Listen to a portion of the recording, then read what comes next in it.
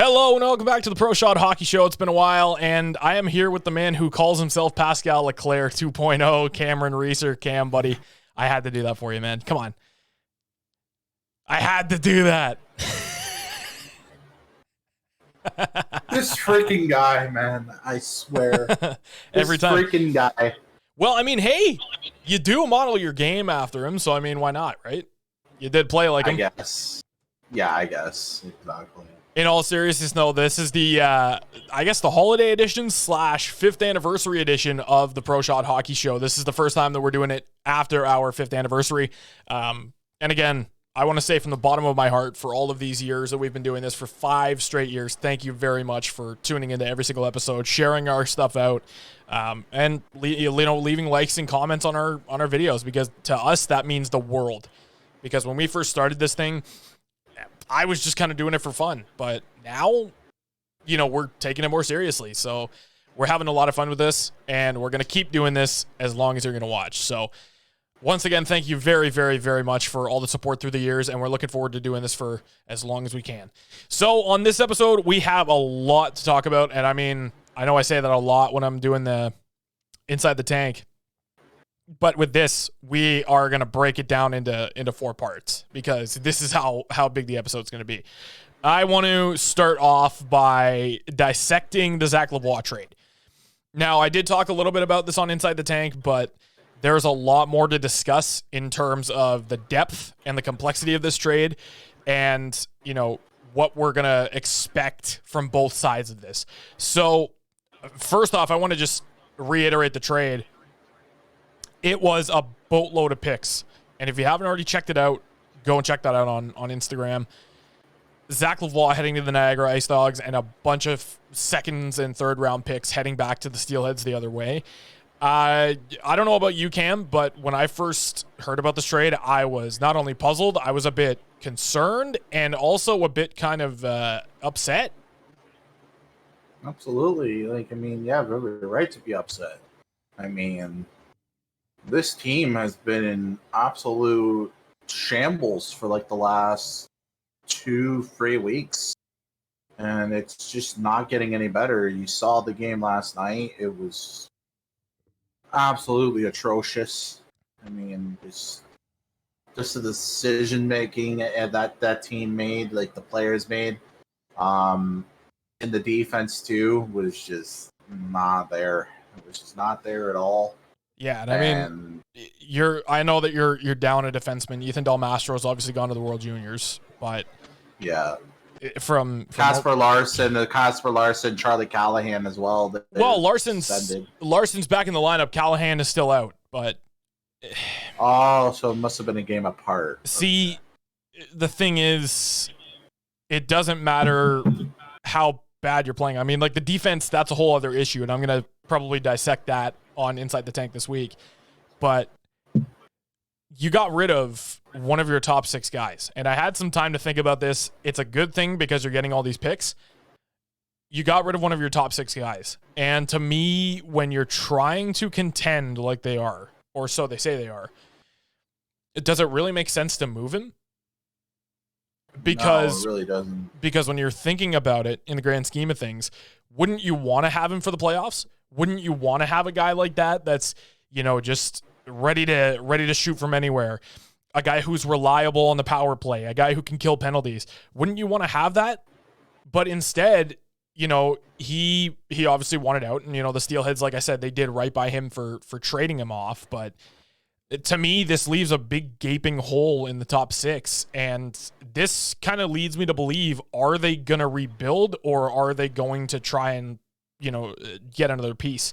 And I know that there's been a lot of chatter around the Steelheads saying that they're looking at getting another piece, but I don't know if it makes sense. What would you get for the top 6? Who's available that you can still get? You know what I mean? There's not really a lot, because most of the big names are already either traded or they're not going to be moved, because it's just going to be too much. I wouldn't see the Steelheads going after a David Goyette, for example, or, a Quentin Musty. Sudbury's just not going to move them. That's plain and simple, not going to move them. No. No. Maybe you could go after like a Francesco Pinelli, but again, Kitchener's in a good place, so I don't think they want to be moving them either.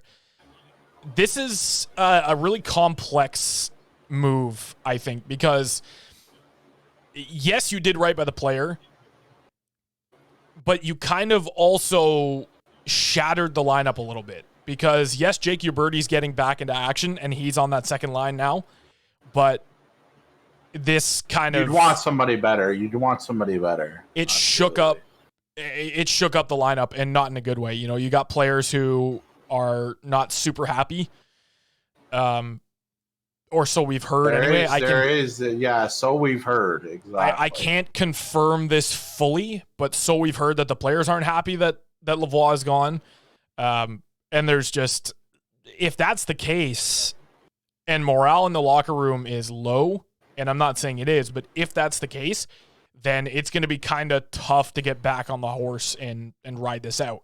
But I don't know. To me, it stings because you're going to be missing that top six presence now, right? Because Lavoie was that sniper. Beck and Lavoie, those two were best friends. And now we're just not going to see that line. We're not going to see those plays being made. And I think it leaves a huge, huge hole in that top six. And to be completely honest, apparently, from what we heard, we can't confirm this at all, but Beck isn't happy at all that he got traded.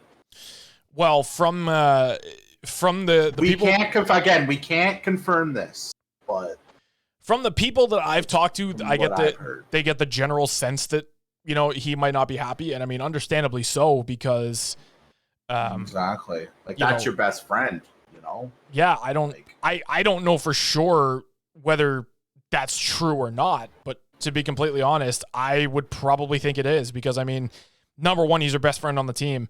And number two, you know, he just got traded. You know, you guys came into Mississauga together. You started your careers here, and then one of you goes. That's going to bring down the mood a little bit. And, you know, there are some benefits to this trade. There are some drawbacks. We went over the drawbacks, but I think the benefits from this, you have a lot of assets now that you can go out and acquire a top six guy if you wanted to.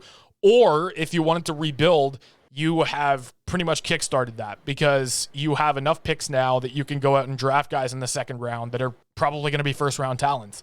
You know, like there's a lot. This priority selection, like I was saying, is a very, very deep draft. And there's just the fact that there is so many players in this draft that should be in the first round. And I did make my first round mock draft. The fact that there's so many players in this first round that, you know, could be going in the first round, I would have to move them to the second round. I don't know if you're probably losing me, right? But basically what I mean is there's so many first round talents here that are going to go in the second round as well. Stock up on those second round picks because they're going to be valuable, especially around the draft time. Like, I think that that's a good thing. Because regardless of whatever they want to do, it's going to be a huge opportunity for them to either go out and get a top six guy and continue contending, which maybe they do, maybe they don't, or they can kickstart the rebuild and they've got a crap ton of picks already there. Absolutely. Yeah. So, and I wanted to kind of get your thoughts on this because I know that we've been talking recently and you didn't really like it initially, but I want to get your thoughts on this trade. I really, honestly, yeah, the picks are great and all, but you lose somebody in your top six that was really evidently good in that role. And now the only sniper you have pretty much is, well, James Hardy. And, you know, it worked out well, and you could see since that Lavoie trade happened, they haven't been really gelling together very well. It seems like the locker room morale is kind of changed, and you can definitely see it on the ice when they play. They're just, what's the wording here, Tyler? It's kind of like they're not themselves. Lack of effort. Yeah, and lack of effort. It's funny that you mentioned that because the amount of times that we've done post game with JR recently, and he said that there was a lack of effort on the Steelheads' part, and I mean, I was just like, you know what? Yeah, there's some games where I see it, but I'm really starting to see that now.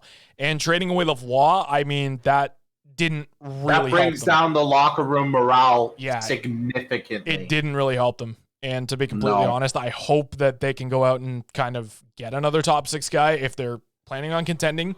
But at this point, I don't know. It doesn't even look like they're contending at this point. At this point, I don't know about other Steelhead fans, but I would be okay if they decided, you know what, we're going to rebuild and plan for the future. Because I think that's the move here. Honestly, I really think that's the move. And the reason why I say that is because in their 10-year history of being in Mississauga, since they rebranded from the Mississauga St. Mike's Majors, they have never once been so bad to the point where they've got a top 10 pick. Exactly. They you actually, look at them in the early days. That's when they were one the St. Michael's Majors. They've only ever done that once, and that was with Sean Day back in 2013. Since then, they've either made playoffs or, they've made the OHL Championship Series.